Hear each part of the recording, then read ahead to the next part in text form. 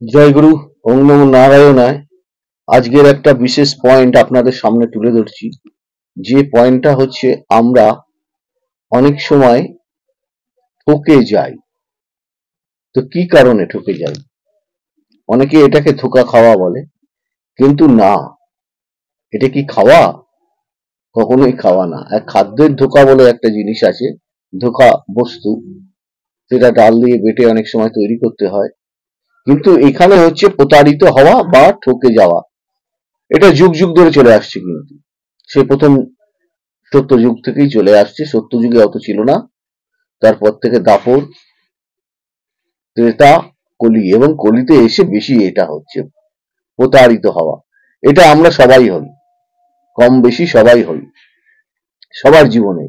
হয়তো দেখা যায় যে সেটা অল্পের ওপর হলে হয়তো মানিয়ে নিতে পারি, কিন্তু সেটা যদি অনেকটা বেশির ওপরে হয়, মানে টাকা পয়সা, তারপরে ধরুন, আমি বলছি এটা পুরোটা বলছি, তার কারণ হচ্ছে এটার এক একটা পার্ট আছে।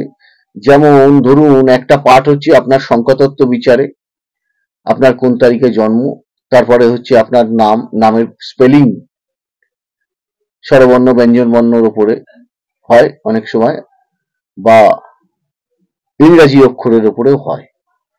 তো আমরা কম বেশি এটা সবাই কিন্তু ঠকে যাই বিভিন্ন ক্ষেত্রে। এবার বিভিন্ন ক্ষেত্রে কি কি কোনো জিনিস কিনলেন,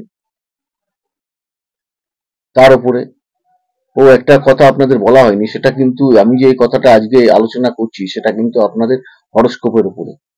আমি কিন্তু সংখ্যাতত্ত্বর ব্যাপারে যাচ্ছি না। অনেকগুলো পার্ট হবে, আপনারা দেখবেন, তাহলে বুঝতে পারবেন এবং মিলিয়ে নেবেন, মিলতে বাধ্য। তো যাই হোক, মেন পয়েন্টে চলে আসছি।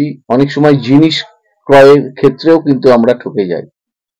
তারপরে ধরুন, শিক্ষার ক্ষেত্রে, ডাক্তারি ক্ষেত্রে, সেটা চিকিৎসার ক্ষেত্রেও হতে পারে, বা ডাক্তারি ছেলে মেয়েদের যে পড়াশোনাটা করানো হচ্ছে সেক্ষেত্রেও হতে পারে। সেটা হতে পারে আপনার পাবলিক ইনস্টিটিউট ওপরে। আবার মেন হচ্ছে বিবাহ ক্ষেত্রে, আবার চাকরির ক্ষেত্রে, কাউকে চাকরির জন্য টাকা দিয়ে সেখান থেকে আমরা প্রতারিত হতে পারি। জমি জায়গা কেনার ক্ষেত্রে হতে পারে, প্রেমের ক্ষেত্রে হতে পারে, বিষয় সম্পত্তি পাওয়ার দিক থেকে, ভাই বোনের মাতৃ পিতৃ দিক থেকেও অনেক সময় আমরা বঞ্চিত হই। বাড়ি কিনলেন আপনি, জমি কেনার ক্ষেত্রেও হতে পারেন, বা বাড়ি কিনলেন সেখান থেকে হতে পারেন, বা বাড়ি তৈরি করতে যাচ্ছেন, কোনো কন্ট্রাক্টর আন্ডারে তৈরি করতে দিয়েছেন, সেখান থেকে ঠকে যেতে পারেন। বা যেসব মিস্ত্রিরা আপনি কাজে লাগিয়েছেন মিস্ত্রিদের, সেইখান থেকে ঠকে যাওয়ার সম্ভাবনা রয়েছে। বিভিন্ন ক্ষেত্রে আমরা ঠকে যাই। আজকের যে বিষয় বস্তুটা আপনাদের সামনে তুলে ধরবো, সেটা হচ্ছে ধন, অর্থ। অর্থের ক্ষেত্রে আমরা ঠকে যাই কোন স্থান থেকে, এইটাকে আগে দেখতে হবে।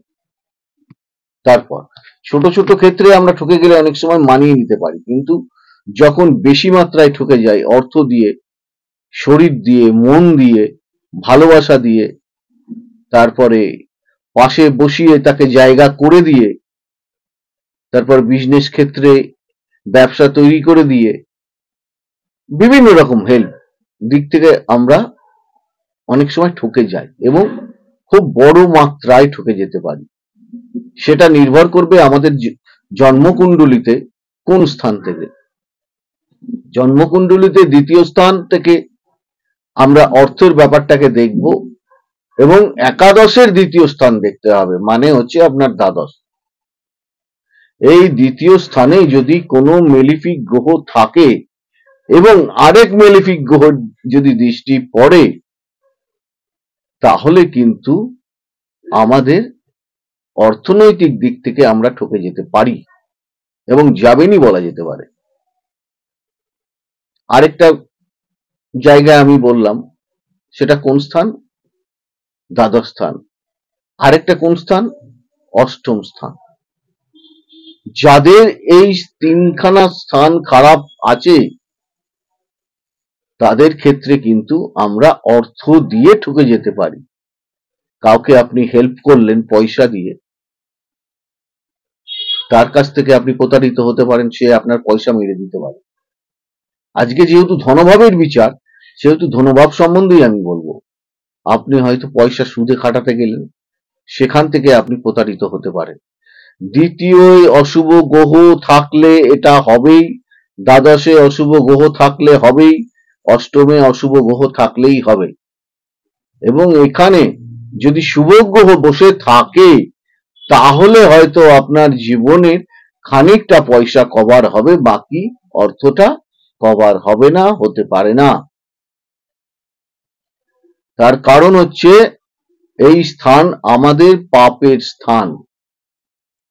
দ্বিতীয় স্থান অষ্টম স্থান এবং দ্বাদশ স্থান হচ্ছে ব্যয় স্থান।